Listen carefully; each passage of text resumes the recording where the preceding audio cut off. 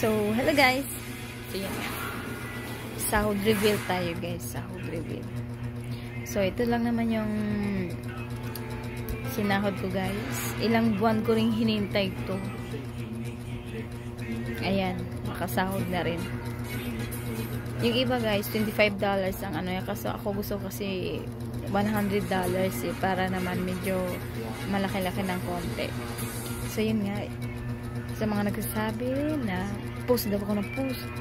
Hindi, itsira ganito.